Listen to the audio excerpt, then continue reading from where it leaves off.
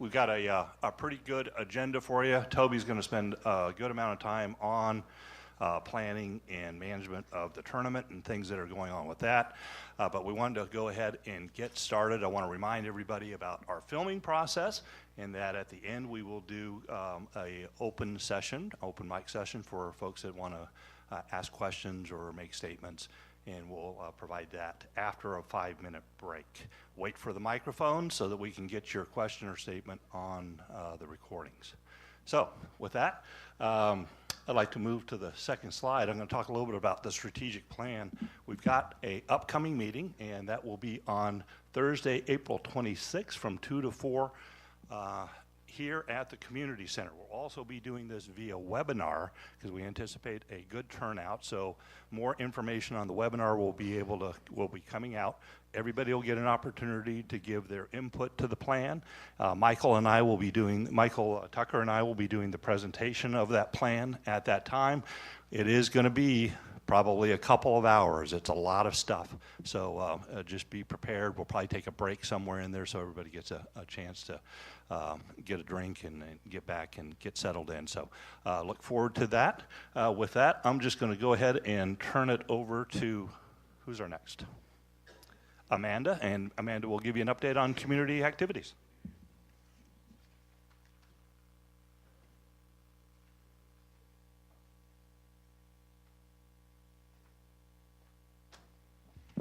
Thank you, Brett. Good morning, everyone. My name is Amanda Sutcliffe-Jones. I am the CSA Director of Communications. I have a few things to cover this morning with you guys, so we'll just jump right in.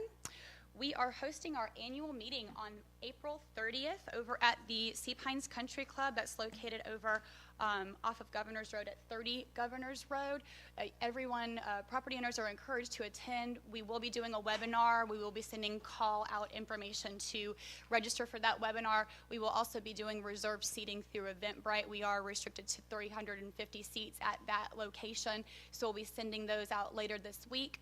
Our proxies were mailed out on Monday the 2nd. So proxies for the annual meeting, we do have to ensure quorum for both CSA and ASPO annual meetings. So those were sent out on Monday. If you are an ASPO member, you would be getting a white proxy. If you are a CSA property ownership, if you own a property in Sea Pines, you'd be getting the yellow CSA proxy. You get one for each property owned if you own property in Sea Pines for the yellow proxy.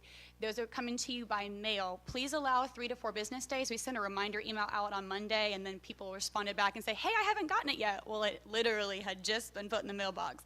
So please allow 3 to 4 business days for the proxies to get to you. Again, they were mailed out on the 2nd, and we are asking for them back by the 23rd of this month to ensure quorum. So please get that back to us.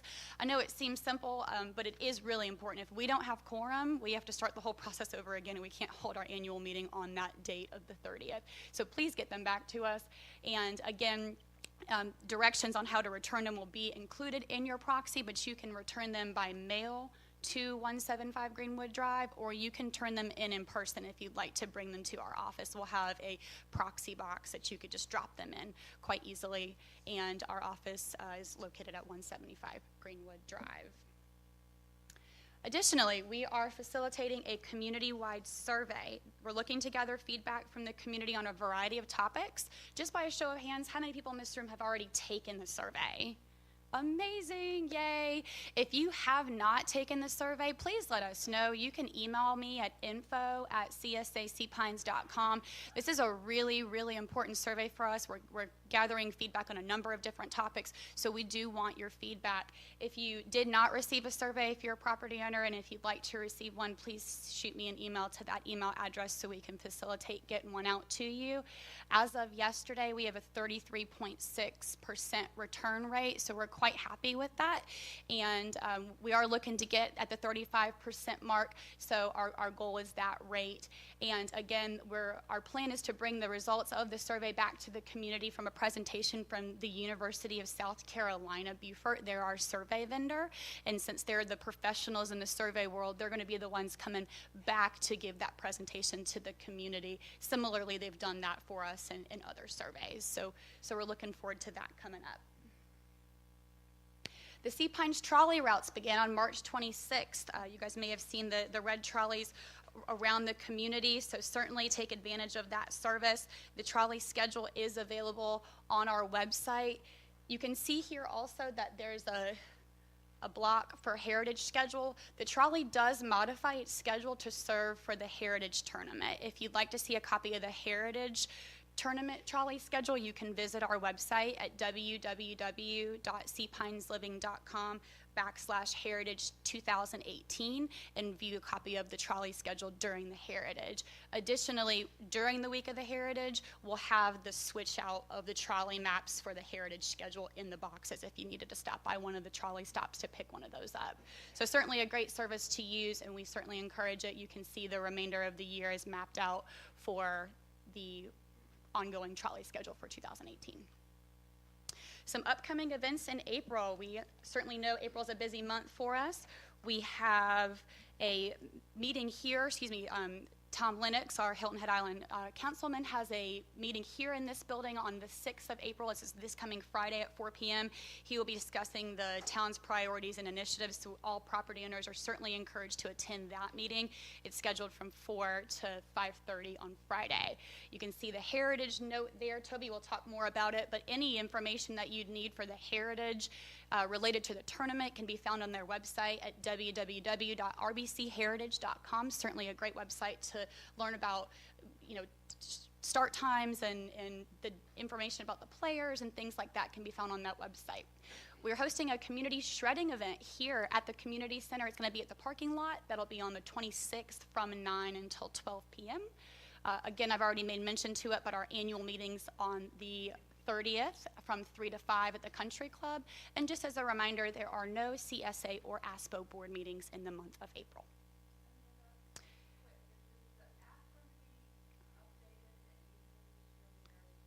That would be a question for the Heritage. We will make the recommendation. We don't, CSA doesn't facilitate that app, but Toby will cover some more information later in his presentation related to the app. But that certainly is our hope that they would have it fully functional for this Heritage. Upcoming events in May, the Sea Pines Community Coffee is on May 2nd at 9. We have an ASPO board meeting on May 17th here at 9 a.m. CSA board meeting on May 22nd at 3. And then we will be hosting a community blood drive. We encourage the property owners and anybody who would like to donate blood to come out. It's on May 30th from 9 to 12. It'll be out here in the community center parking lot. And we'll be sending out information on reservations for spots if you don't want to come in and just first come, first serve. So we'll be sending that information out shortly. I will pass it now over to Russell, who is our Director of Maintenance. Russell?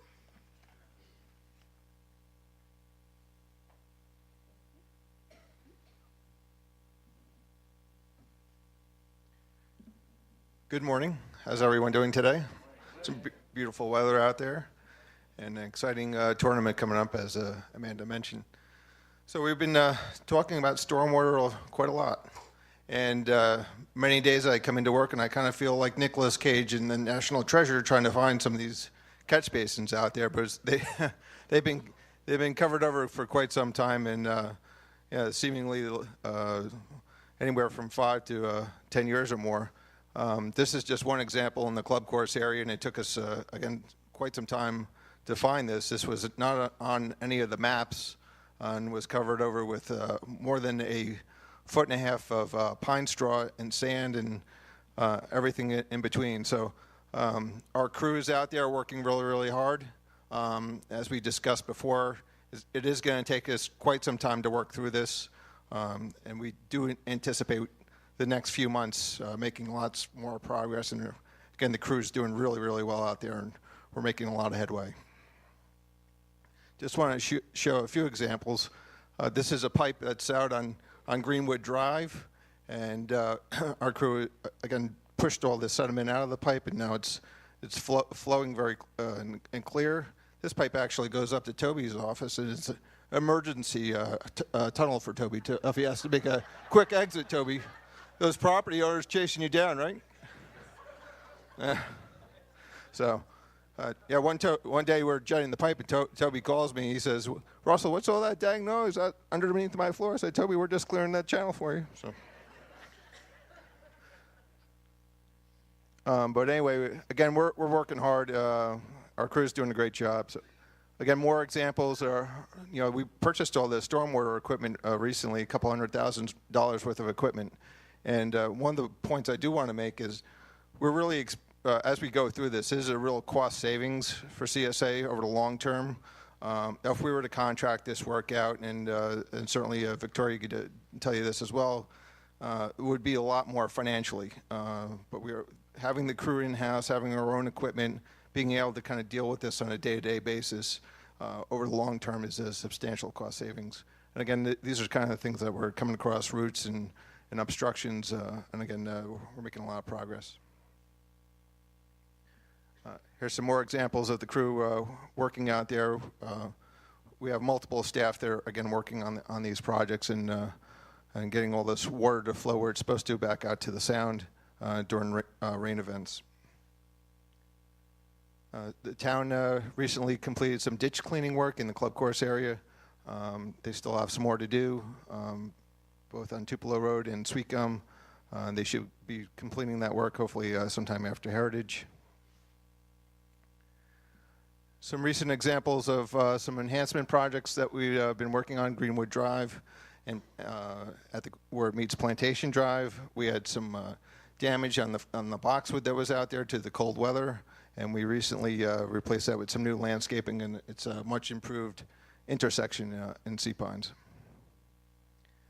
Frazier Circle, some road work, a little bit of widening. We were experiencing tractor trailers that were going up and over the curb there. So again, just a small fix to help the long-term improvement of the area. Flower change-out went very well. We were a little on the fence there on the weather, but all the geraniums are in now. We actually just finished the week before, so thank you for everyone coming out to taking the flowers that we did remove. Mulching. We probably put out somewhere around 2,000 some odd yards of mulch just in the last 3 to 4 weeks, so it's pretty significant, and you'll see those differences on Greenwood Drive, Plantation, and Lighthouse Road primarily, and then all the way around Frazier Circle. You'll notice all the pine strawing, Frazier Circle and Sea Pine Circle and everywhere else. Our crews are doing amazing work, and really proud of the job they've been doing. Just a few other notes, other projects that we have that are going on. The surveying of North Sea Pines Drive, our surveying team started this past week. We'll be surveying the area around Ocean Gate, both interior and exterior, and the roadway all the way to Lighthouse Road for future improvements and reconstruction. Pedestrian bridges on Sea Pines Drive, we've talked about that in previous coffees, but that project is underway. We still have some work to do on some documentation with ARB, so we're working through that process. Just a reminder, Greenwood Drive resurfacing and reconstruction still on deck for this fall. But we're going to be working with our engineers over the upcoming weeks and months ahead, and then work through that process. But just a reminder, that's still on deck. Also, landscape enhancements at Lot 4.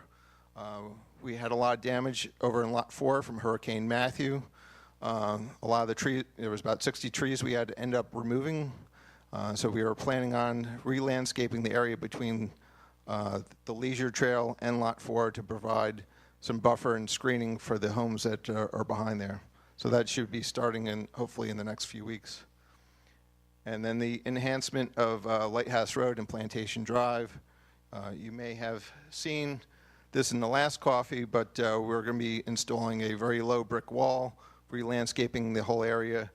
We actually started this past week on removing the very old and very ugly railroad ties, and we'll be doing that throughout the rest of the community in the upcoming months. So glad to see these railroad ties finally gone. And with that, I'll turn it over to David Henderson.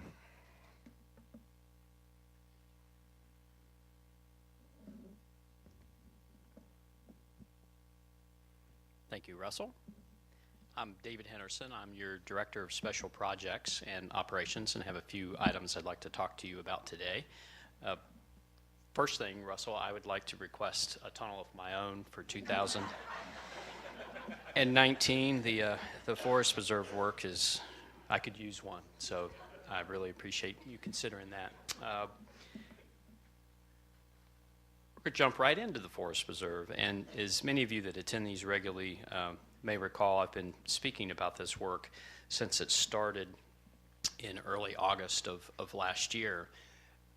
The work was necessitated by Hurricane Matthew. We had many thousands of trees that were either fallen or significantly impacted by Hurricane Matthew in the Forest Preserve alone, so very significant number of trees. Work, again, started early August, and then it stopped temporarily just before Thanksgiving due to the ground conditions. So we get into the dormant season, the trees stop growing, they stop pulling water out of the ground. Any little bit of rain that you get just kind of sits there, and the ground gets too wet, so work was stopped, and it reinitiated about a month ago. Currently, we are working in the two areas shown in yellow on the map, and just to get you oriented, the shell ring is here. We were able to maintain access to the shell ring, but this is the area behind Lake Joe and the shell ring. The good news on this block is that I do anticipate reopening it later this week. So we are almost completely done with our, not only the tree work, but with the follow-up cleanup that goes after the tree work, and do anticipate that block being open very soon. I would like to spend a little bit more time speaking on this block up here, which has gotten a lot of attention lately. And before we get into it, I would like to point out that this is the electrical substation. You're going to see that in some photos here in a little bit. And as I had mentioned, I believe at last month's meeting, that we were moving to this block. It was the upland area of the Forest Preserve that received the greatest amount of tree damage from Hurricane Matthew.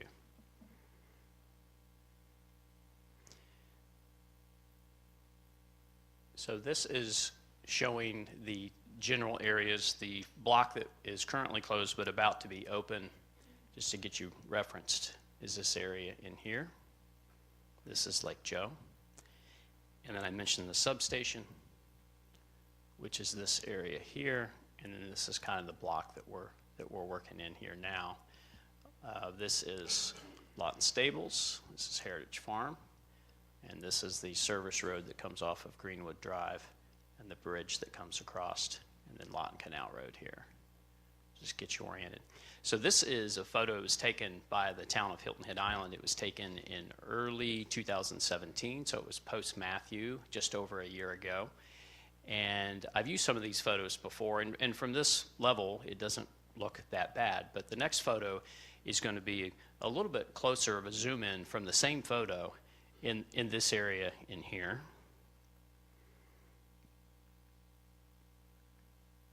All right, so here's our electrical substation, which we're using as our reference point. And I don't know how well that you all can see it, but there are many dozens and dozens and dozens, probably more trees. Again, keep in mind this is an aerial photograph. So when you see all of these trees, those are trees that are laying down on the ground. So this is an aerial photograph. Now what you can't see is trees that have the tops broken out of them, or that are leaning, or that need to be removed. These are the ones that are actually on the ground in the block that we are currently working. And I just gave you a sneak peek, but I'm going to show you a photo that I took not long after the storm. And when I took that photo, I was standing on Lawton Canal Road, which is right here. I was standing here looking down what was the trail, looking in this direction. And in the photo that I'll show you, you'll be able to see this back corner of the substation. So the photo is just looking in this area in here. And if you see all these trees, I'm trying to indicate them because I know it's kind of hard on the screen, but you know, just this small area right here, this is what it looked like on the ground. So here's your substation. This is your substation right here, and this is the trail. And again, you saw these trees that are on the ground in the aerial photograph, but what you couldn't see is these trees that are broken off. What you also can't see in the photo is that the tops of every single one of these trees is broken out. So significant direct wind damage from Hurricane Matthew. So we have received feedback from several concerned citizens on the work that's going on over there. And I want to, I guess, start by saying that I understand the concern and that I hear the concerns, because the change from this to what it is now is pretty significant. If you go by there, you will notice, wow, where did this really large, ugly, open area come from? And that's why. In previous presentations, when I talked about the salvage harvest, I mentioned that we had two primary things that we were doing when the work was going on. One was primarily to do the direct tree removal that was downed and directly damaged by the storm. But in other areas, we were also doing a forest health improvement cut. And what that means is that we were taking some additional trees while we were in there working. They could be suppressed trees, diseased or malformed. We were favoring preferred species, a live oak, for example. So if we were in there and we saw a live oak and you had other trees that were competing with it within the drip line, we would generally remove those trees, whether they were damaged or they were not. So there are the two components. There was the absolutely mandatory dead, dying down trees, but then there was the somewhat elective forest health improvement work. When we're working, and we're almost done with the actual tree cutting in the current block that we're working by the substation, the amount of tree damage from Hurricane Matthew was so severe that we have elected not to do any of the additional forest health improvement work. So once we get it cleaned up and open, and I'll try to cover them up, but if you're ever in there and you see some blue marks on trees, those are trees that our forester had identified as needing to come out. But because there was so much removed already from the direct wind damage, we've elected not, or chosen not, to take those additional trees. So when you do see what I refer to as an unnatural opening, or unnaturally sized opening in the forest preserve, there's basically two reasons. One is that it was a logging deck, and currently we've had 5 logging decks in the forest preserve, and this is the hub of activity where the trees that are cut down are brought to. They are cut, processed, sorted. The tractor trailer trucks have got to come in, turn around, and get loaded, and it's a pretty large opening. When we've picked the locations for these 5 logging decks, we tried to pick ones that were accessible to the road, but often we would try to pick an area where there was more tree damage or more trees that the forester had identified as wanting to come out, so that we were minimizing the footprint of that impact and not have to take any trees that otherwise would have remained, or try to minimize that. The second reason is that the trees are dead or dying, and as we saw in that picture near the substation. And what we have seen is that we had all the direct tree damage from Matthew. We have continued to see trees die even now, whether it is secondary beetle infestation, if it is that they were stressed and are just now beginning to show the wear and tear, if you will. But that's the second reason when we've had to remove trees to form an opening. If any of you are familiar with what I refer to it as the way back, but it's in the back by Lake Mary, near Cordillo Service Entrance. There are a couple picnic tables there. Some of you may be familiar with that. And so that was a logging deck to begin with in that area. And so an opening was created for the logging deck. We had a lot of tree damage there as well. The edges around the lakes, I think it's because the lake didn't block the wind, but along the lakes we saw a disproportionate amount of wind damage. So we had a lot of trees removed for wind damage. And then we have had to go back 3 additional times in that one area, which was already open to begin with, to remove trees that were either dead or dying. And that particular location, we were in there as recently as last week. So if you see an area, it went from being open to being even more open now. And that's the reason why. We are beginning to work on our land management plan, which has been endorsed by the Forest Preserve trustees. And one of the things the land management plan is going to do is to specifically look at these logging decks and these other unnaturally sized openings to see how they can be enhanced to improve wildlife habitat and aesthetics. And so you will see, as early as later this year and the years to come, management activity in those locations, which could be direct planting of trees back. Meadow area is a pretty limiting factor in the forest preserve. You may actually see some native grasses and some plantings to try to encourage meadow areas, but you will see additional work in these areas going forward. The block that we're about to open, which is behind Lake Joe, each of the several meetings I've kind of showed a before and after of work that was completed and a before of work that was to be completed. And so if you were at last month's meeting, you saw this photo. Again, this is behind Lake Joe. And this is a photo I took this morning as the sun was coming up, just showing the difference after the cleanup is done. And this is an area where you will see additional work as we work our land management plan out. So whether it's direct planting of trees back or trying to establish it as a meadow area, but you will see additional work in these areas. All right, let's switch gears to the beach.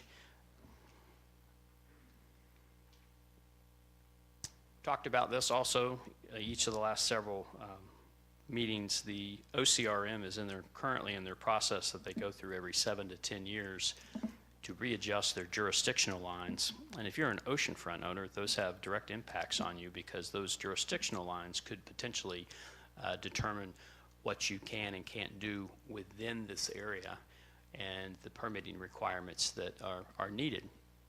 And so they went through this process, and unfortunately, the way that their calendar worked out is that they gathered all of their field data for sea ponds when setting these lines after Hurricane Matthew. And so, they're setting a baseline, which is their first most important line, that normally pre-Matthew would have been much further out where the dune was. Post-Matthew, in many areas, there wasn't a dune. And so we saw in many cases these lines move significantly landward. So there's a baseline and there's a setback line off of that, and that defines their jurisdictional area. Well, it wasn't just sea pines, it was all of the coast that had a similar situation.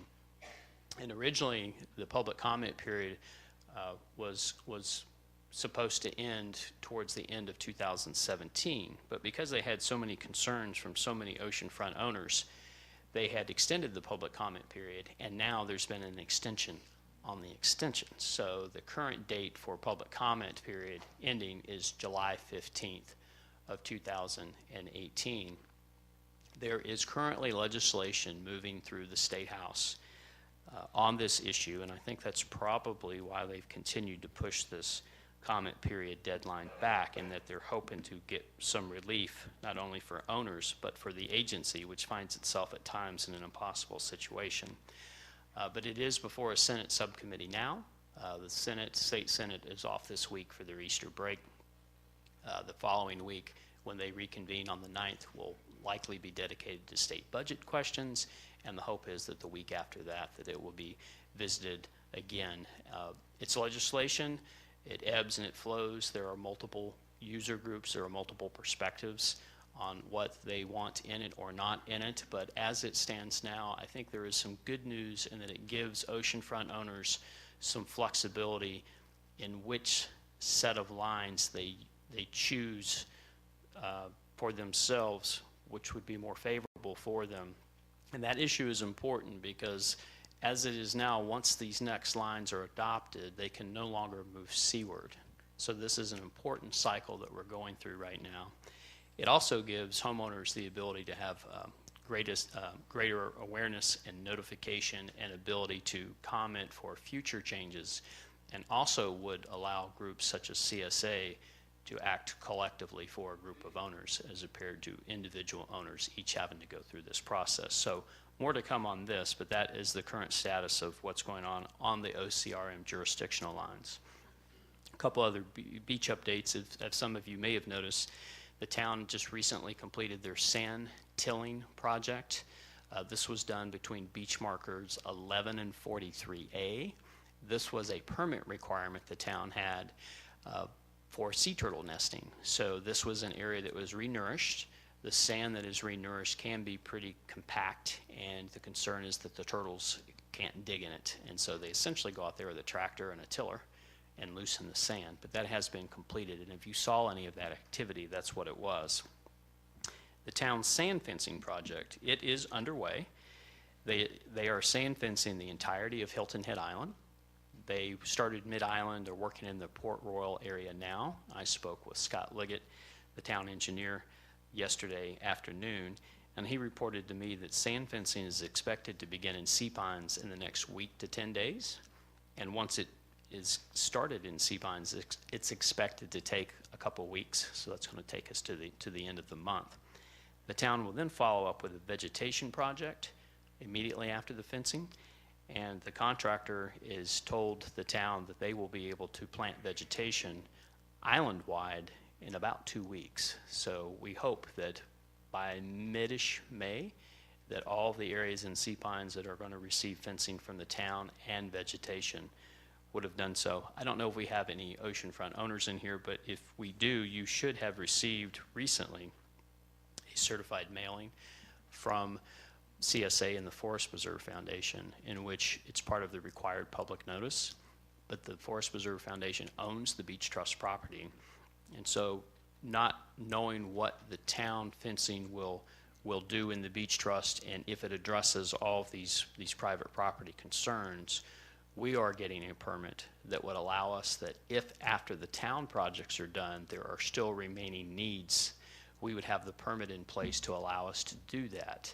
Now, if private owners are wanting to do some of this work in the Beach Trust, but to their benefit, it will be at their expense, and there will be an agreement, an entry agreement that the Forest Preserve Foundation will need you to enter into. But we wanted to have our ducks in a row so that if there were a need there, all the necessary permits were in place. All right, I'm going to end quickly on a community alligator research project. I'm a wildlife biologist. I have a wildlife background. I get pretty geeked up about this stuff, and I hope that you will too. I just wanted to let you know that the entire community is participating and funding an alligator research project. ASPO, CSA, the Forest Preserve, the Sea Pines Resort, and the commercial entities have all paid an equal share to pay for this research. The research is being conducted by Nemours Wildlife Foundation. They're in Yemassee, South Carolina. If you're not familiar with Yemassee, it is a suburb of Walterboro. But I encourage you to go to their website and take a look. It's Nemours. That's how you spell Nemours. But they, by their mission, do a lot of education and outreach and research, and we're really excited about this. So what this project will entail, and it's going to start this month, and he sent me some dates, and yes, you guessed it, it was the Heritage. So I was like, not too good, let's try a little bit later. The reason why I wanted to mention this to you is that what we are going to do is we're going to identify, capture 6 alligators in Sea Pines, and they're going to be outfitted with GPS transmitters so that their locations can be remotely monitored. And once we get up and running, we will be able to make, it won't be real time, but we will be able to make these location datas available to you. So you will be able to go online and see this particular gator, we'll just call him Al, and see where that gator tracked. And so we're hoping to get a lot of useful information other than that gee whiz stuff, in that where they like to be, where they don't like to be. And you know, we're going to focus on adult male alligators for a couple of reasons. One, we've been very fortunate that we haven't had any significant injuries lately in Sea Pines with alligators. But if you ever have an alligator incident, it is almost always an adult male. So there's a safety component to it as well. The other reason they focus on adult males is that they actually move around. The females, you can put a collar on her, and then you get the kind of the plot of all the locations, and it's just one big blob, typically. So if you see any capture and research and going forward something that looks suspicious on an alligator's back, it's probably us, but that's coming. I appreciate your time.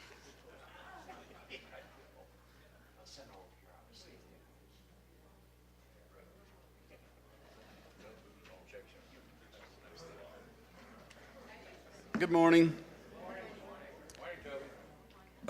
David, I'll be sure to let Dustin Johnson know that the alligator with the monitor on it will be fine. I hope everyone had a good Easter week and you were able to travel where you needed to get to. It's a challenge right now if you leave the gate. That's putting it lightly. So before I have to use the tunnel at my office, I'll go ahead and get this out of the way. And I wish I had more popular stuff to talk about. But let's start with Tower Beach. Tomorrow, there will be a gate officer starting at Tower Beach throughout the season. Historically, we have not had someone down at Tower Beach this early. I understand it was really packed this past weekend. I didn't have the manpower, to be quite honest with you, put down there. That's the reason why the officer wasn't there. We're short-staffed. I'm still recruiting, so if any able bodies out here want a job, we have them. But tomorrow, starting tomorrow, the officer will go to Tower Beach and we'll start this process. To get in, it's a property owner ID card, a property owner decal. So if you pull up in your car, you can allow one other person in, with the exception of the week of the tournament. During the week of the tournament, it's a property owner ID or the ID card, or the decal to get in. The trolley will make a stop in Tower Beach, so those of you who live near Tower Beach, if you want to park there to go to the tournament, you can jump on the trolley and we'll bring you down. So that's starting. I'm going to save the rental program to the end. I want to do a quick update on the tournament. Amanda, would you be so kind to? Yeah, if you would run it for me. So let's see make sure I'm on the right page here.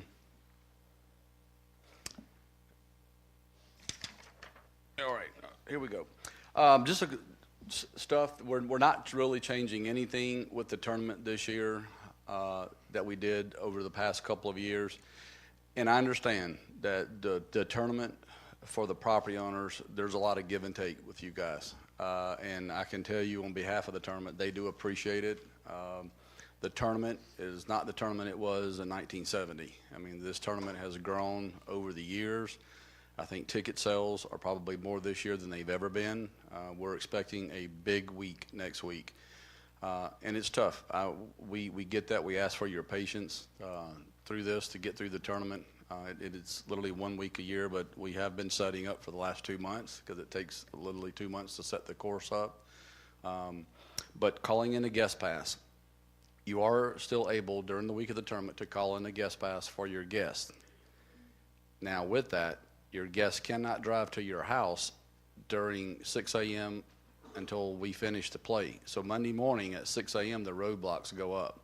So during the tournament week, you can't call a guest pass in until probably after 6:30 in the evening, so that when the roadblocks come down, then your guests can go to your home. And I say that if you live in the restricted area where the roadblocks are. That doesn't apply to all of Sea Pines. So if you live at South Beach, during the tournament you can call in whatever guest pass you need. I'm really speaking about the restricted areas in and around Harbortown Golf Links. So with that, if you want to take your hang tag for your property and take it out to one of your guests and let them come in, you can do that as well. You just can't call in a guest pass. We don't issue one-shots for guests. They either got to ride a shuttle or find another way to get there. Construction activity. Historically, in the past, we have said no construction inside of Sea Pines at all during the week of the tournament. And since I have been here, there is areas that we can still allow some construction, some things to take place during the week of the tournament where it really doesn't affect anything. North Calabogie is an example. Things can take place out there. They're not going to disturb play. What we're not allowing, if you have a home that's under construction, anywhere in Sea Pines, we're not pouring any cement. We're not putting any sod down. There's no deliveries. We're not letting trucks in the gates. Because what we don't want is for a tractor trailer full of sod to break down on Greenwood Drive 12 o'clock on Friday. So if you got that, we're not, please make notifications. I've contacted the ARB months ago to send these notifications out to all the contractors. We can't have air guns running on the, to green during the week of the tournament. I mean, we are inviting these players here. This is their job. We don't want to be the one to disrupt play. So we're asking, contact your contractor. If you got something going on, you need to postpone it until after the tournament. Trolley lot parking 1 and 2, same as last year. To get into the lots, we call the VIP lots. It's lots 1, 2, and 3. If you come into Greenwood Gate, the first entrance on your left, the trolley lot.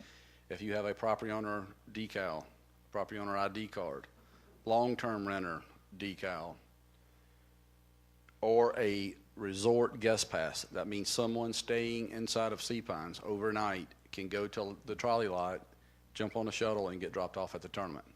You have to have one of the two. The guest pass that you call in for your friend that lives at Long Cove cannot park in that lot.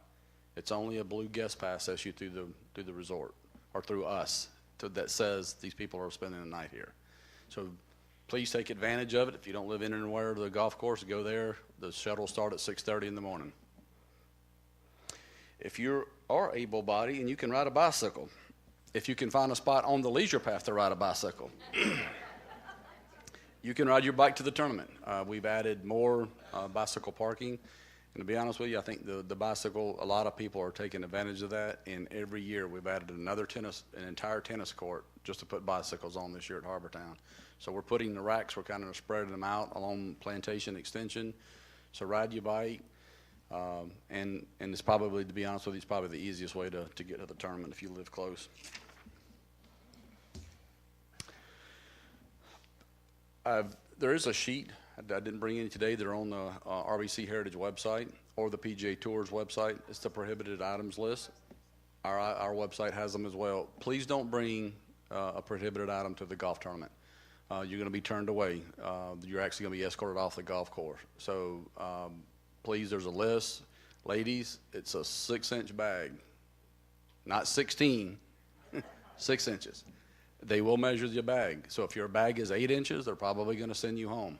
So please, before you ever come all the way down here to get turned around to either have to go put the bag somewhere, just don't bring it.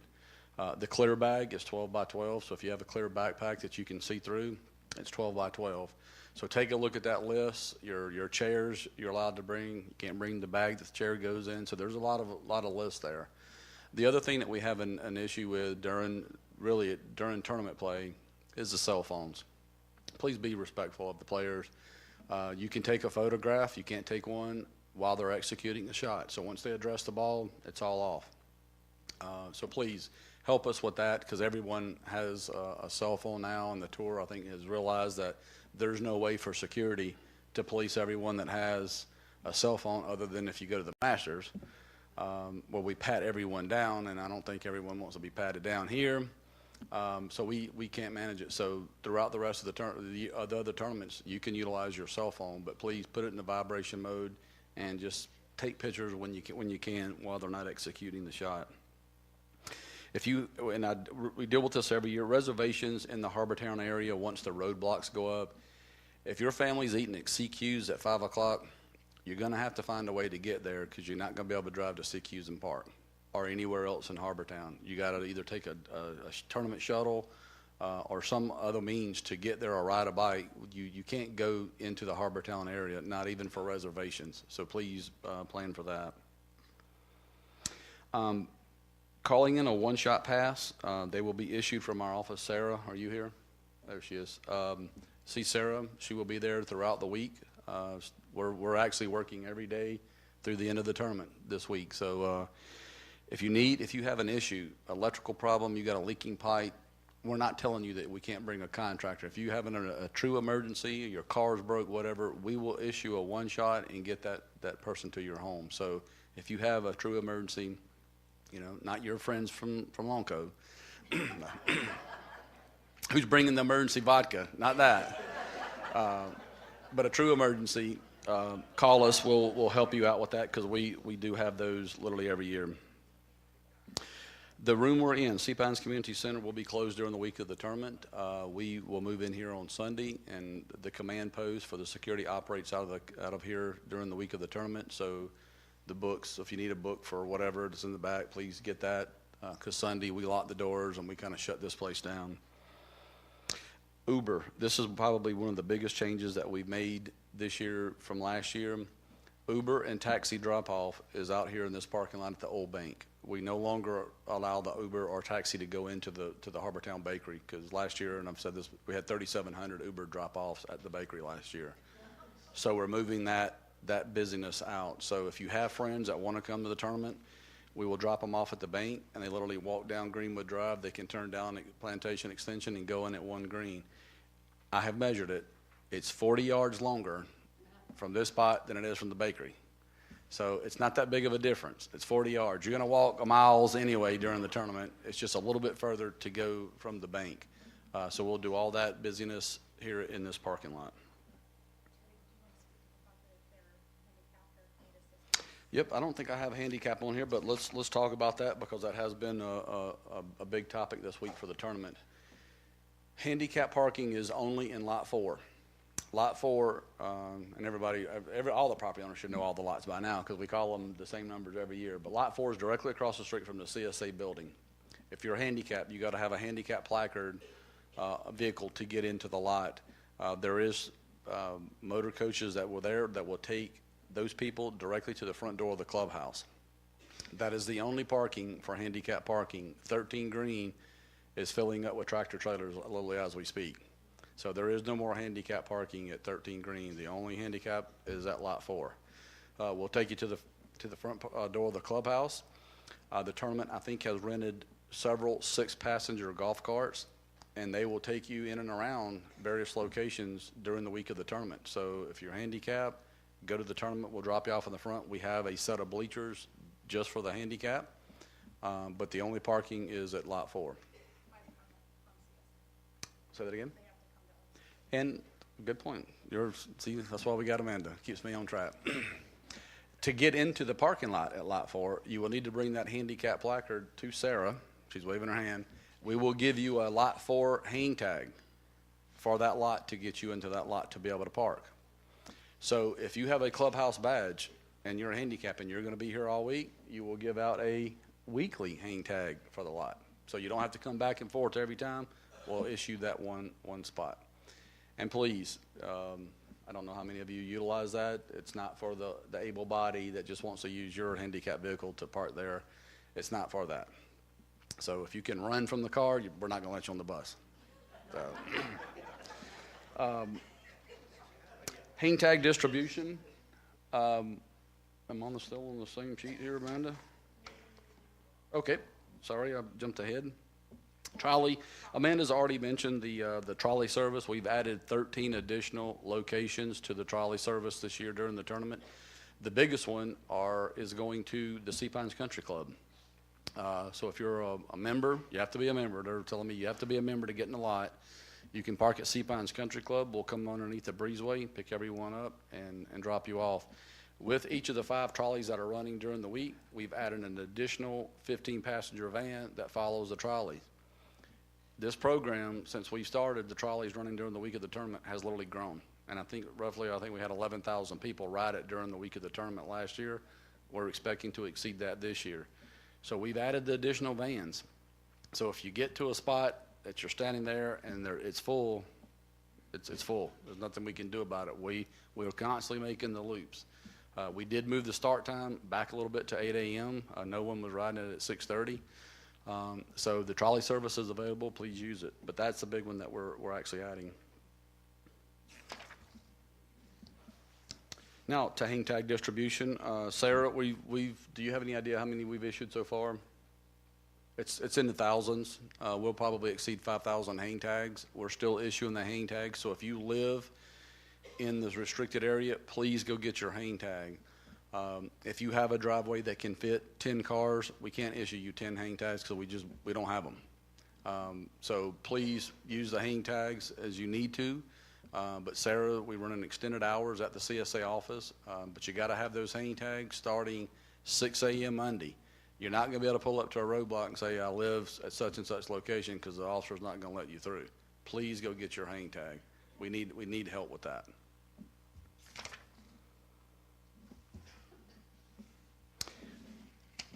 And the parade.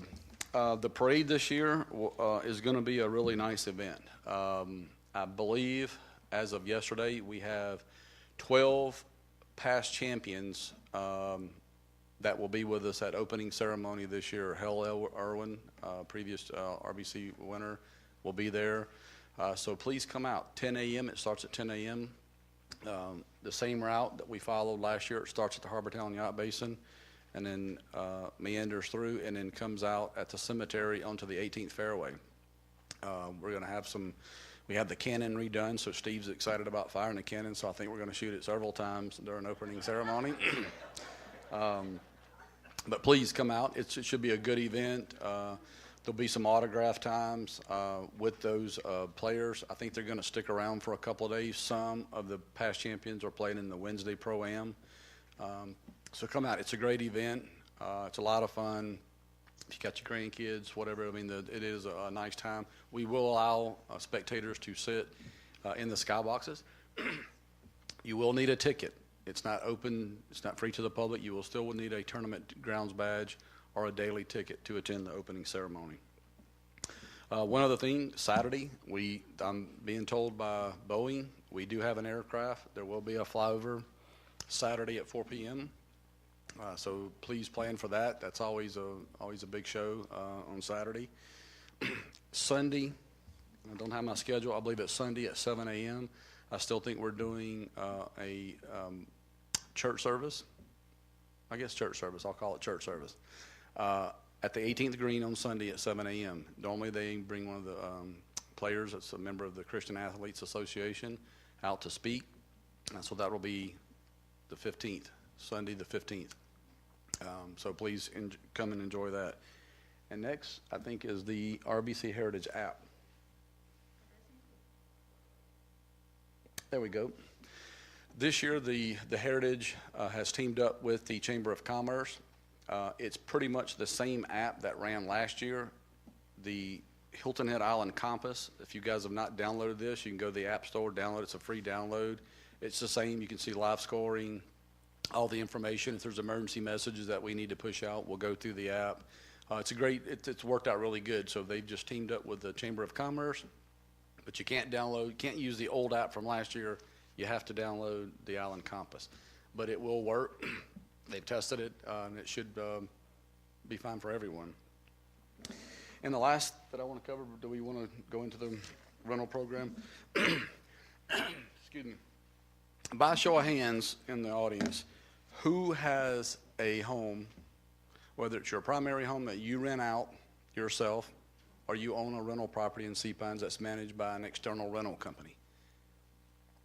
Okay, we have a few. Within the next 3 weeks, there was communication that went out this morning. The rental program in Sea Pines is as large as it's ever been, and we have completely overwhelmed the Welcome Center. And we have to make changes to how a renter, or short-term renter that I'm speaking of, gets a guest pass that gets them into Sea Pines. So we've sent communications out today. Within the next 3 weeks, these people and the companies and the property owners who have rental properties are going to have some options. One, you can purchase, we're going to a voucher system that's being printed. So if you have a short-term rental property, you can buy as many vouchers from CSA as you want to buy. They're still the same price as a regular pass to get in for the week. They're $15. We will mail you those vouchers, or you can come and pick those vouchers up. You would be required to mail the voucher. So if you have someone renting and they need 3 vehicle passes to get in, you can mail your renter 3 vouchers. They show up at the gate. We take the voucher. We give them a 7-day pass from the day the voucher is presented, and away they go. Or you can still request the rental passes through the way you've always done, through the Welcome Center via email to Bruce, and we will mail you the passes for your renter in advance. We need 2 weeks' notice for you to notify us that these people are coming. We will mail you your renter's pass. You would be responsible for getting those passes to your guests.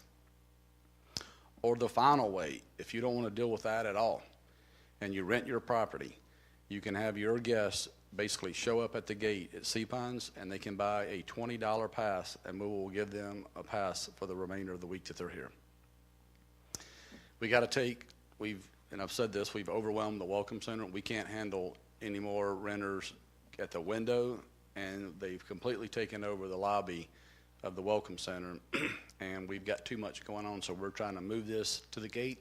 Actually, this may be pretty efficient. We're hoping that we're moving in a better direction with this. The voucher system can be used at any time. They're not dated. You don't put a name on them. They just give them to the officer at the gate. Have I missed anything? Brett, would you want to? I think the only thing that I would add to that is, our preference is, because these folks mostly make their determination to rent a property well in advance, let us know well in advance. We will get you a regular pass in the mail. You can send that to your guest. Once they have that pass, they don't have to stop anywhere. Okay, that's our objective here, is to get them their pass in advance of arriving at Sea Pines, so they have their pass to come in and utilize facilities. And most of them, again, I think are doing this well in advance. But for those that can't do it well in advance, we have a couple alternatives, which is the voucher and purchase at the gate. And just, We'll get to the questions later. we'll cover that at the Q&A. One other thing, if you order the passes in advance, if you live here on site and you have been ordering, you know, if you know that your guests are coming weeks in advance, you email Bruce, we print them out, you can still go to the Welcome Center and sign for those passes from Bruce. So if you have an external rental company that represents your property, we can still do that. And normally, those agencies request passes really sometime of months in advance. When they send them to us, we print them out that day, they come and sign for them, we bill them for the passes at the end of the month. That process is still in play. The only thing we do not want the renter to go to the Welcome Center, either inside or through the window. They've got to pick one of the three options that we provided. The only person that uses the Sea Pines Welcome Center window is your authorized guest, someone, your friend that you're calling a pass into to come to your home. That's who will go to the Welcome Center. I think that's all I have. Thank you very much. Enjoy your week. Thanks to Toby and for making those updates to us. Just as a reminder, what Toby just spoke to, that process change applies only to rental guests. Please keep that in mind. For property owners who are calling in their authorized personal guests, like Toby just mentioned, a friend coming to visit you, they would still be able to pick those passes up from the Welcome Center. So please make sure that differentiation is known, that that process that Toby just spoke to applies to the rental guest. A few other items that I just wanted to speak on really quickly. Our community newsletter is now available. It's available digitally on our website. If you go to seapinesliving.com, you'll be able to access this. We also sent it out via email yesterday to our property owners who have their email in our database. So take a look at it. On pages 5 through 10, there is a ton of information on heritage. So all that stuff that Toby just covered, we've already sent it out via email. But if you don't have an email with us for some reason, you can check our newsletter and see it as well. It has all of the restricted roadways. It has frequently asked questions for property owners. So this is a great resource for you guys to take a look at. And one other comment I wanted to make before we move on to the 5-minute break is, typically in our annual meeting, not typically, we always produce an annual report that accompanies our annual meeting, but typically it's mailed to the property owners. As a cost savings measure, this year we are not mailing the publication. You will be able to access it on our website when it is ready for publication and ready to be distributed. We're in the process of collecting that information and getting it designed right now. But again, it will not be mailed out to the property owners. We will have a limited supply available at the annual meeting.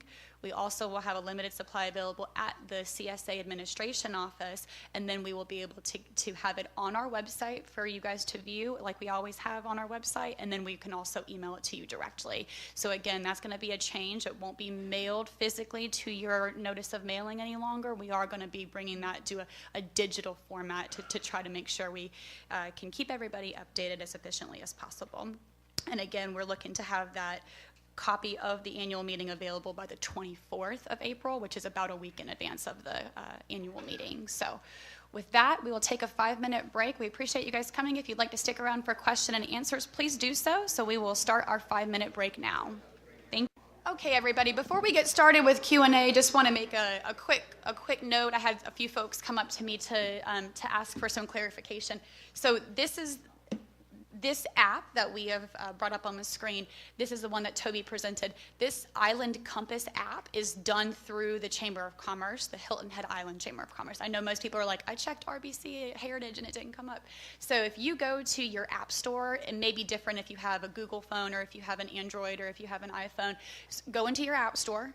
Once you get it up, you would type in Island Compass. I just tried it on a property owner's phone, and Hilton Head Island Compass should come up for you. And it actually does look similar to this as one of the examples that they show to you. If you download that particular app, that will get you access to what we're seeing here on the screen. Additionally, when I get back to the office, I'll send out a little bit more an explanation to best guide you guys to that location. I can't pull it up on the internet right now because you do have to be on a mobile digital phone to be able to do that. So you'd be able to visit your Google App Store or your iPhone App Store and then be able to download it from there. And again, you won't be able to find it if you search RBC Heritage because the actual app itself is generated through the Chamber of Commerce Hilton Head Island Chamber of Commerce Island Compass. So more information will be sent out via email. In the email, I'll include that link so you guys can just click on it simply if you're working from your mobile phone so you can download it a little bit easier. So, Brett, would you like to open Q&A? Sure. Thank you. Okay, just a reminder, wait for who's got the mics? Amanda and David to come to you on questions. So, Alex right there. Yeah. Thank you, David. My question's for you. So I'll hand you the mic after I've asked it. Yeah, there you go. The work in the Forest Preserve sounds extensive, extraordinary. Where's the money coming from, and how much is it costing? So the salvage harvest and the timber work that I talked about earlier is being done on about 100 acres total. These are the upland areas primarily where it's appropriate and accessible to do the work. Forest Preserve is 605 acres. So we're working on about 100 out of the 605. There is revenue that is generated from the timber. It's based on the type of timber and it's based on weight or by the ton. And that money is then paid from the timber buyer to the Sea Pines Resort, who owns the majority of the land in the Forest Preserve, or to the Forest Preserve Foundation if it's on foundation land. And so there has been some revenue from that, but there are expenses that exceed that revenue. That money is coming from the CSA storm assessment that the Forest Preserve was made eligible to receive, and that reimbursement is made, but it is made less the revenue that was received from the timber. And so the resort receives the check for their portion, and they immediately turn that around and give it to the foundation. So far, the revenue from the timber has been about $55,000, and I do anticipate we'll have $10,000 or $15,000 more. Again, it's based on weight, so it's kind of hard to give you an estimate, but so far, $55,000. No, we're spending several times that on additional cleanup work. So the revenue from the timber helps offset the cost of the additional cleanup, but again, it's just an offset. What would be your estimate of the total net expense to CSA? A work in progress. The last time Victoria and I went through that, and it's about, well, it also includes, so we need to separate this out. So the Forest Preserve Foundation also owns the Beach Trust property that we talked about earlier. And so there was an assessment, if Victoria is here, or Brett, if you remember, it was $120,000-ish? You're right in the neighborhood there. Okay, so the Forest Preserve Foundation spent about $120,000 on debris removal from the Beach Trust after Hurricane Matthew. So that was reimbursed from CSA to the foundation. The Forest Preserve Foundation incurred an additional $60,000 for debris removal from Hurricane Irma, but that is not eligible for reimbursement from the fund. Then there's the Forest Preserve proper, and Alex, need to follow up with you on a number because I don't want to give you a wrong number off the top of my head. I'm going to say total the number is approximately $200,000 that will be the reimbursement, but I'll need to confirm that with you since Victoria's not here, but that's approximate. Victoria's back here. Is that good? It's about right? All right, Victoria says that's about right, so, all right, you're welcome. Thanks, David. Is this question for me too? I'm Dana Guaso. My question kind of tags onto that, which I thought I could ask now. I know that there was an assessment done when the storm hit, and the last that I heard in the financial discussion was that there were a certain number of people who never paid. Could you give me an update on that? And if there are still people who have not paid, are we filing liens to try to get that money? Yes, on the liens. Victoria, do you have an update on the 40 remaining assessments? There's about 40 property owners that still haven't paid anything on their special assessment, and we do have liens on all of those properties. Well, not yet. Well, yes, because it's more than a year old, yes, and they haven't been able to call in a guest pass for over a year. Thanks, Victoria. Okay. Dana. David, will we get to Dana? Thank you. Hello, I'm Dana Advocat on Deer Run Lane. I have a question about the new guest pass distribution. What are the numbers that you're anticipating are going to be lining up at the gate to get vouchers or to pay for a weekly pass on Friday or Saturday? And the reason I ask is that I think that we all know that most of the rental companies do their passes well in advance, as do most of the people who are well organized on VRBO and have big homes. But there have been a number of condominiums that have come onto the rental market that are, I would say, probably on the lower end of the scale. And every weekend, if you want to look for a place to rent in Sea Pines, there's a discounted, we haven't rented our property, $75 a night. And whoop, there they go, rented, and there they go, standing in line on a Friday or Saturday, making it impossible to get through the gate. So I'd like to know what you think those numbers are going to be and what we're going to be dealing with on Fridays and Saturdays. We think it's going to improve and fairly dramatically, and here's why. Basically, as we know, the vast majority of them get their passes in advance or make their reservation for their pass well in advance and mailing those out. So that's the primary purpose of that. One of the other things, if you notice at the gate, every Saturday, how many people show up at the gate prior to getting their pass? That we stop all traffic, left lane, right lane, if they're in the wrong lane, stop everybody, send them back to the pass office to pick up their pass, where they come back and get in line.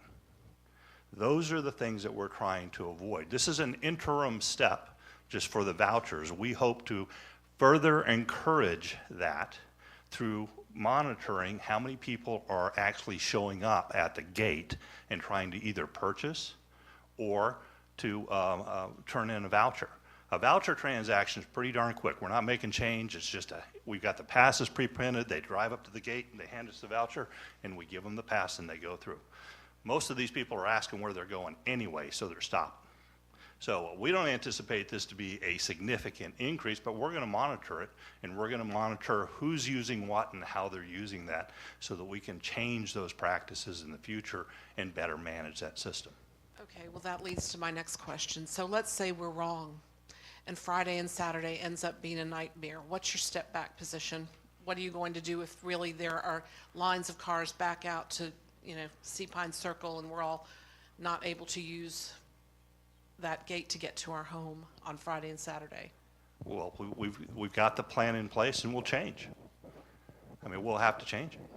But, in my mind, it's a nightmare today, out there. It's a nightmare at the Welcome Center. It's a nightmare for everybody who's coming in. They don't know where they're going. We're hoping that this is going to help improve the process, and we'll see whether that does or not. But we believe that because of the way these happen, and as we went through our staff and looked at when people were calling in these passes, the vast majority of these are happening. By the way, the vast majority of rental properties, and I'm talking 70, 80% of them, already call their passes in and they get delivered to these people before they come. So that's how that's been going already. Thank you, Dana. We had a question over here. I'm Charlie Heyer. I've got two questions related to what Toby said and kind of what Dana said too. Number one is you're offering a $20 weekly pass to renters. What keeps Joe Bluffton from just getting a $20 weekly pass. It's the same price. Rather than $6 a day, he's going to get in for $20 a week? Yes. We currently sell a pass. You want to talk about the price? I mean, the regular price has been $30 for a weekly gate pass. That's now changing with this program going in. The gate pass now for a weekly stay is $20. Okay, that's curiosity. Next question. You're going to have a gate agent at Tower Beach. That's all. That's great. I'm glad to hear that. But what's the deal with the gates themselves? You speak of the arms? Yes. Yeah. We have signed a contract as of Tuesday with ABDI, which is a software that we're going to operate the gates. It's going to take some transition time. I would have anticipated we would have already done this and had this process underway. We're not. The current community database has to go to ABDI to be uploaded into the system. I think we could very quickly get the gate arms into operation. The big key is what do I give you to make the gate arm work? So that means, is that going to be a decal that's embedded with RFID? Is that your current property owner ID card that we're going to embed that you hold up to a receiver that opens the gate, which seems to be the direction we're heading in. So that means if you frequent Tower Beach, you got to come back to our office. I don't really want to bring you back to give you something to operate Tower Beach. In January, you're getting a brand new decal. So we would like to bring you in one time, give you everything that you need with a new system and kind of let go on your way. I can say without a doubt, the gate arm won't be functional during this season. I don't think we can, and I don't want to rush this and something goes bad that we got to bring you back into the office again, because we only want you to really stop in the one time to get what it is that you need. But eventually you're going to have something that's going to operate that gate arm with this software. The gate arm is functional. There is nothing wrong with it. It will work on a clicker. I just got to get these out to the 6,000 property owners. Thank you for your question. Brett? Who do you want to go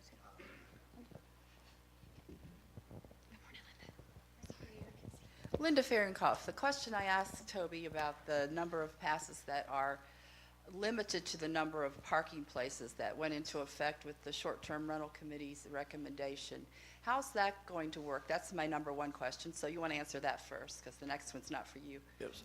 We're going to go, because under the voucher scenario, that was not figured into how we would operate ABDI. So I've got to go back to the engineers at ABDI saying, okay, this is a new system that we have in play. Putting the request in, I think we're going to have to do something on the voucher, because with the ABDI system, if you have, let's just say, 1, 2, 3 Lighthouse is the rental property and it holds 6 cars. When those passes come in, it automatically deducts the passes. So when they present that voucher, it's going to remove 1 of 6, 2 of 6. So when you get to 6 of 6, there's no more passes that we could sell. It's better than where we're at today, but it's also not a perfect system, because anyone that's staying here whose family happens to be staying at Palmetto Dunes could still buy the $6 gate pass and drive to the house, and there's nothing I could do to control that. But we are going to go back to ABDI to look at, okay, how is this going to fit in with the new software? And my next question is for you, Steve. Someone asked me how you are planning to reserve the 50 spaces at the Beach Club from Memorial Day to Labor Day, so that owners and other qualified people can park in those spaces. Good morning, everyone. We'll have our parking attendants back at the Beach Club for the summer, and they will be monitoring the 50 spaces and all the spaces out there. Will the 50 spaces be set aside, or will they be, as you go in, will that count like one person, one qualified person, 2 qualified people? They'll be counting the cars as they come in to maintain the 50 spaces and maintain them throughout the day. And so that someone might be turned away from parking there if they don't fit the criteria for the 50 spaces, even though there are spaces. Well, if there's spaces, property owners will always be allowed to park. Right? It would be rental guests that wouldn't be able to park if the 50 spaces are occupied. Thank you, Steve. Thank you, This Linda. gentleman right here. Well, hold on for the mic, just a second, thanks. I understand all the precautions at the Tower Beach regarding the guard and the gate. People still abuse it. Why can't we have a policy of ticketing and towing? If I go to a small restaurant parking lot, they have a sign saying illegal parkers will be towed. Why can't we do that here? I mean, that's the only real deterrent to people who don't belong there. That is not easier done than said. We have put tickets on cars that have nothing on them. Yesterday, we put 2 tickets on 2 cars that didn't have a property owner decal, had no daily pass, had nothing in the vehicle. To come out to find that it was actually a property owner who does not have a home here, and they rent a car while they're here. So the last thing I would want to do is go tow that car, and it's really a property owner's car.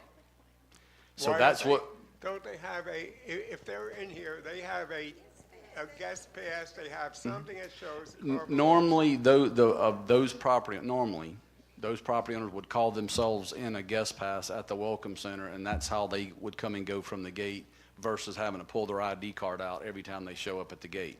So that's normally what happens. Now, if they fail to put it on the dashboard so that staff can actually see that, I'm afraid I would be towing cars that I'm really should not be towing, and now it's who's paying this expense. Well, you're inconveniencing 50 to 100 people for the sake of one person who doesn't follow the rules. I think that's wrong. Second question I have, unrelated, Plantation Drive is supposed to have no commercial traffic other than that which is local.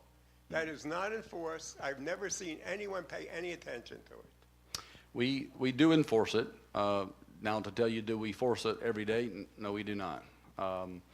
The trucks that service the resort, we have contacted all of their delivery people that says this is the route that they must go. Now, take into account that Sports America is here setting up the golf course. There's commercial trucks going down Plantation. I'll be quite honest, I don't have the manpower to enforce that. This lady right there. Thank Good you. morning. Morning. I have 3 questions as well. I'm sorry. The first one is Lighthouse Plantation, where you guys are putting up the half wall. The bike path right there, it's kind of a dangerous curve. You try to go right, and you also have the bike path maps right there. Is there anything that we can do, either like trim those bushes down so that we can see around them, or unfortunately maybe put up those mirrors so that we can see somebody coming around? Sure, and to your question on the maintenance there, we could certainly trim that back to make the visibility much better, so. That'd be great. Thank you so much. Sure. My second question, the trees, I'm noticing a lot of trees, even in the neighborhood, are still coming down. I think you have to replant trees that you take down. Is that right? And are we enforcing that somehow? I think I can address that for you. The Sea Pines ARB manages that program, and you have 2 options. If you, as a residential private property owner, take a tree down, you need to get a permit, and you would then either have to mitigate or replant a tree, or alternatively, you can repay, I believe it's $50 into a tree replacement fund. So you have an option. You can either replant or pay into the tree replacement fund, which is then used to plant trees throughout the community on generally open space areas. So the question was, if they choose to replant the tree, does the ARB follow up to make sure that the tree was replanted? And I do not have an answer to that question. That would be for the ARB. Yes. And then my last one, unfortunately, is also for you. We've seen in the packet recently the Sea Pines property purchase. Do you have any more information of what's going to go on with that building behind, what was it, Beach Break and all that? We haven't made any decisions about the property. We closed on the 2 parcels over the winter, and we're looking at possibility of adding some employee housing, workforce housing, and it's a great commercial parcel, 6.5 acres that we purchased. So no decision has been made. you. Brett, we have a question over here, if I can see this. I have a couple questions. One, Steve, is there going to be a drop-off place at the beach club to be able to pull in and drop off beach paraphernalia and then go and park or go back and get a bike or however? Yes, we're still planning to allow beach drop-off. Okay. If the lot's totally full. Okay, they can drive through, drop off all family and then do something. Right. Great. My other question is, Toby, with the rental passes and all, what's going to happen if the renter forgets the voucher or whatever? $20. I mean, we put in the communications to the rental companies. If they leave it on the kitchen table at home, that's not our problem. It's $20. Okay, and they'll just, so if I just tell them it's $20, just drive up, pay your $20 for the week, and I don't have to send them anything. I think we're going to find a lot of people are going to probably, especially the VRBO people, are going to just say, I'm not mailing you pass, just pay the $20 at the gate, and they back it out of the rental. Most of the companies, it's included in the rental package that your fees to get into the gate is included in your rental, but I would. So once they get that pass, you don't know where they're going. You don't know if they're staying where they're staying in the plantation. No, well, not immediately, because when the owner or the company purchases the vouchers, so if they buy 10 vouchers, they're all sequential number, we know who we sold those to and to what property they're going to.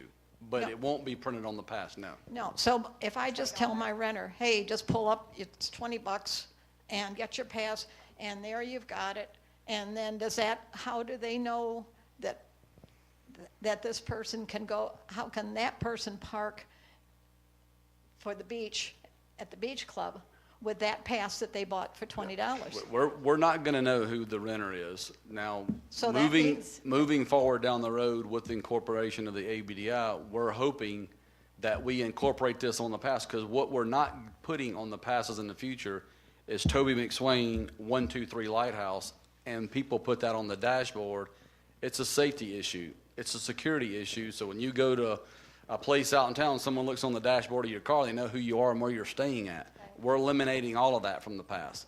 It's going to be coded where security will know where that address is. Okay, but my renter says, okay, I'll pay the $20. He pulls up to the gate, holds everything up, pays the $20, gets a gate pass. Mm-hmm. Now they want to go and go to the beach club and park there.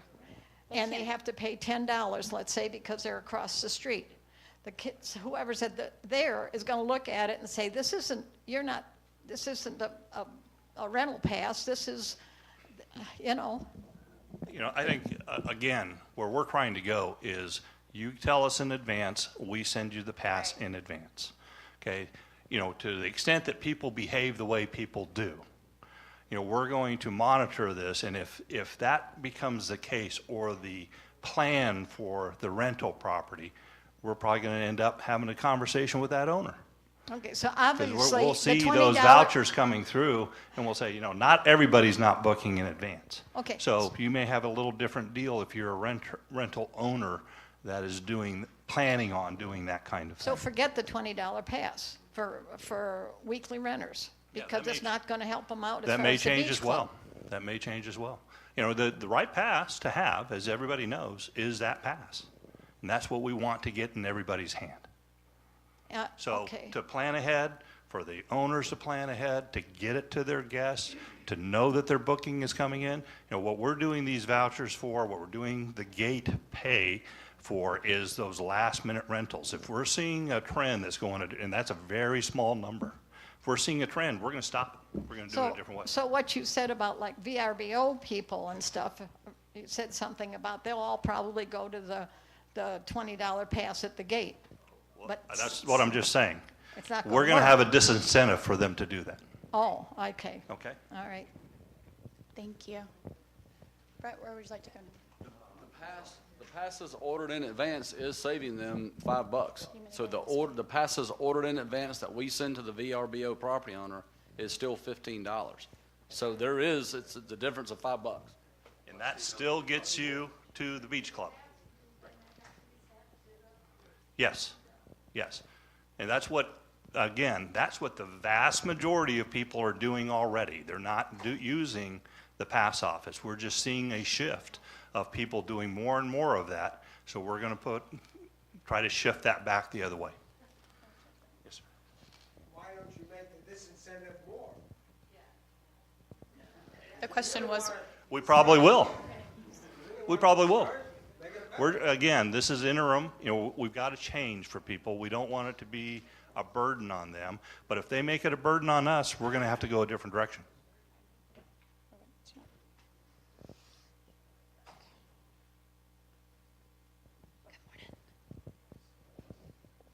The status of the daily gate pass increase, please.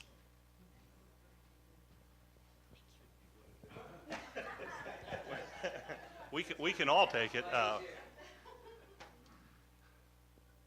As I think everyone knows, this is a tri-party agreement that will need to be entered into between the resort, between the ownership of Sea Pine Center and CSA.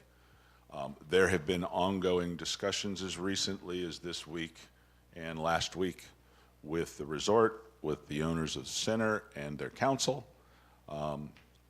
We had hoped, CSA, that we would have agreement, frankly, around the first of the year, and that we would have this on an agenda for an approval of that agreement in the March meeting.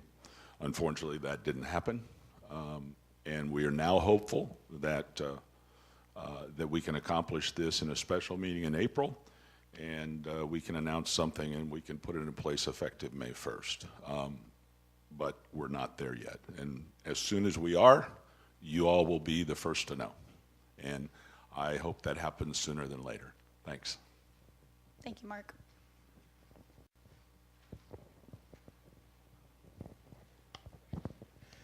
When I saw the topic of collecting for rental gate passes, I had a flash of enthusiasm, which was quickly extinguished when the actual content of the issue was discussed.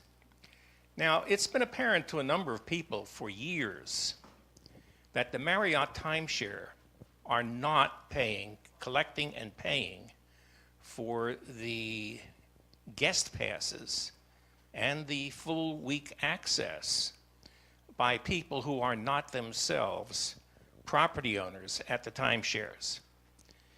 Now, there's been a lot of denials on the part of several people, totally without any substance or verification. On the other hand, brief, simple, and quite unequivocal research showed that, in truth, they were not collecting, and that in the likelihood of perhaps as much as a couple of $100,000 in gate pass fees are being foregone by not collecting and paying for them.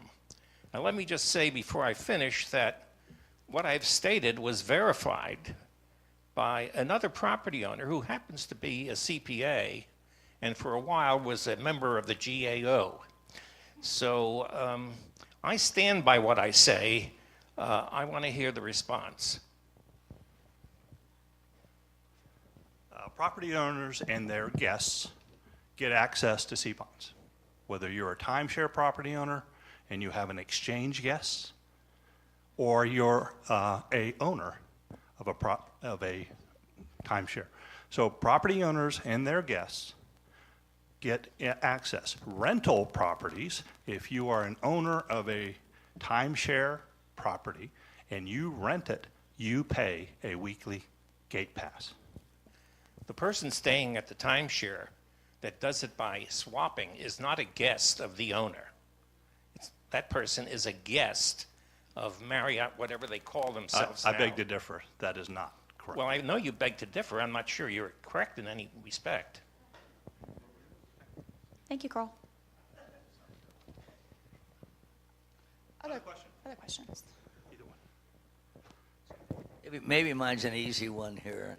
Last year, we had a bit of a controversy and 1 million people showed up because there was concern that there was going to be concrete slab put in for the trolley at Greenwood Drive and Sea Pines Drive. And so now suddenly several of my neighbors said to me, oh my God, they've raised the issue again. They're going to put in that slab. And I said, I haven't heard any such thing. I'll go to the meeting, I'll ask the question. So is that happening or is that not? No. Okay, thank you. Told you it was easy. That was an easy one. Here. Thanks, Brian. Brett, I'd like to ask for clarification and secondly a question if I may. But firstly I'd like to say once again I think the presentations were great. Thank you. At the last community coffee there was a disagreement about what the 1987 assignment agreement says in relation to the resort's access to the plantation. And unfortunately in that exchange their access was described as unfettered, which is a significant obligation upon Sea Pines. And if one looks at the legal definition and then compares that with the 1987 assignments and the 4 conditions that we have to comply with, they're quite different. The resort does not have unfettered access to the plantation. Could you please clarify? Sure.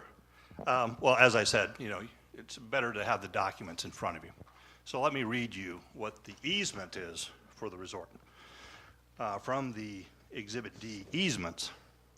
The parties acknowledge the said rights, powers, privileges, and easements are valuable, and ownership, management, and control of same is essential to the grantee, the resort, or its successors or predecessors, in order to effectively manage, own, and operate the assets. Grantor does hereby quit claim, grant, bargain, assign, and transfer without any recourse whatsoever unto grantee, its successors, assigns, subcontractors, and licensees, invitees, guests, the following easement or easements on, over, under, which I don't know how they're going to get under, but under and through the properties of grantor. We are also a successor of that, so we have they have that right and we have to grant that. A perpetual, non-exclusive easement of access, ingress, and egress over, across, under, and through all existing, proposed, and future roadways and rights-of-ways within Sea Pines Plantation and outside of Sea Pines Plantation, including but not limited to roadways and rights-of-ways owned and or controlled by grantor leading into the main entrance ways into Sea Pines Plantation. So that's specific. That's absolutely correct. Yes. But would you like me to read out page 7? And we could go at this all day. And I don't want to read out page 7, but page 7 says quite clearly examples of actions that would be deemed to be unauthorized restrictions on assignees' rights. And it lists Roman numeral 1 through to 5. None of these accumulate to be unfettered access. But so I'd like to leave it there, but okay. This is available for anybody to read. Sure, it's posted on the website, right. The assignment of rights as well as the easements that were granted. Okay. Well, I'd like now to move on to my question, if I may. Okay, Christopher. As you know, I've had a conversation this week with Professor Salazar. Professor Salazar is leading the academic input to the survey.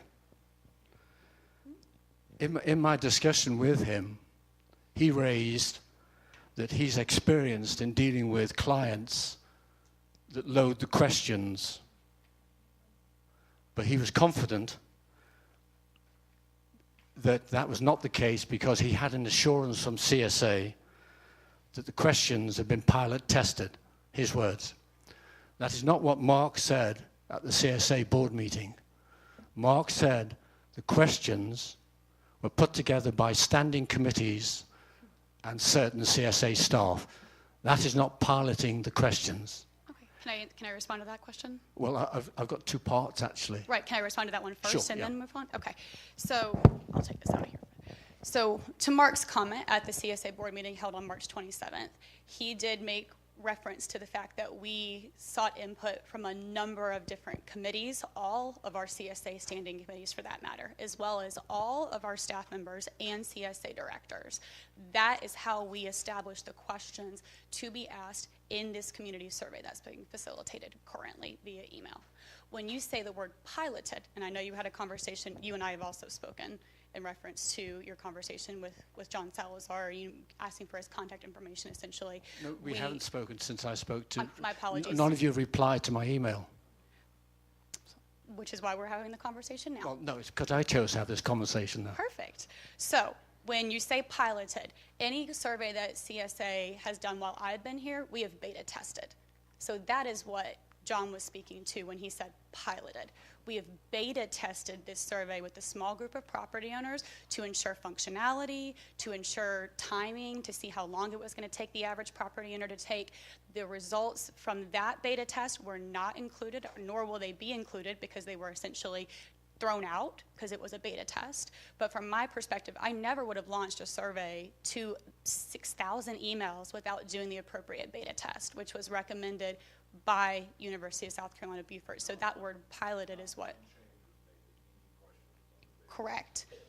Following the beta test, we didn't make any modifications to the questions that were asked. It was strictly, is it grammatically correct? Is it functional? How long did it take you? And that was recommendations that were given back to us that said, it's good to go, get it out to the community. So that was a process that we do regularly before we survey the community. That's great, thank you. You're welcome.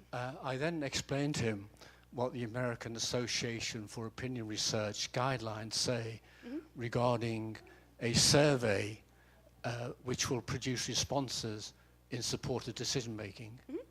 He was very quick to point out that the results that he plans to present are descriptive only.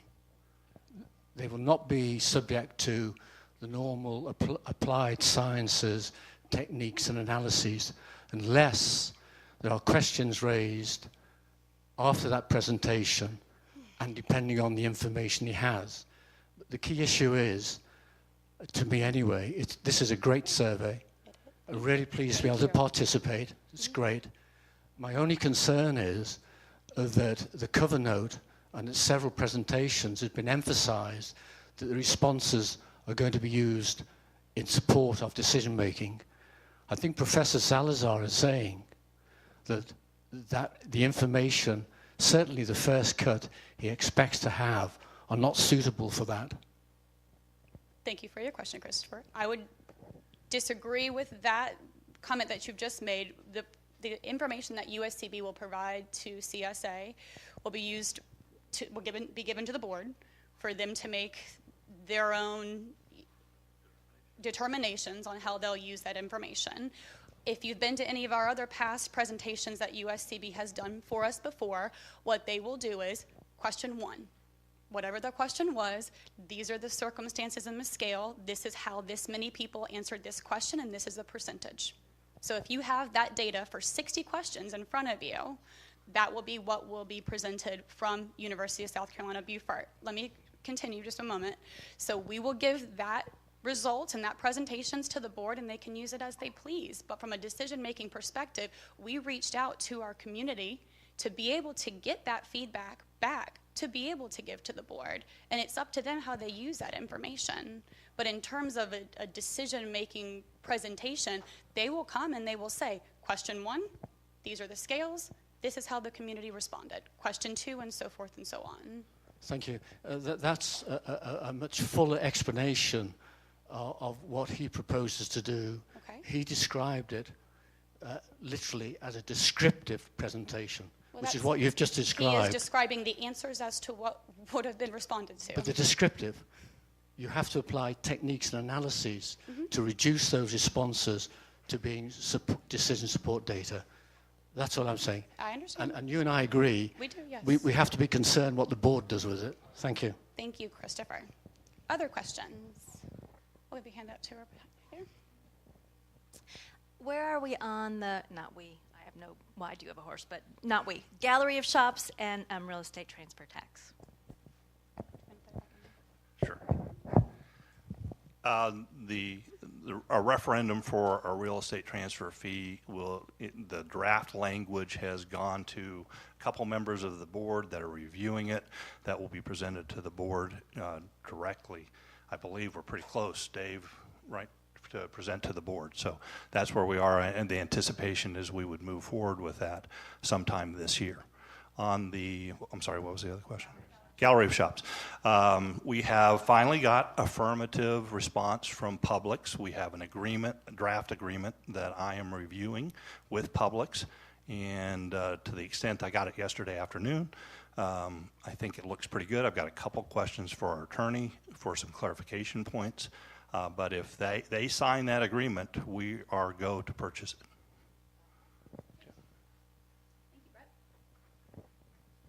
Other questions? Dana? Oh, I'll give that to you.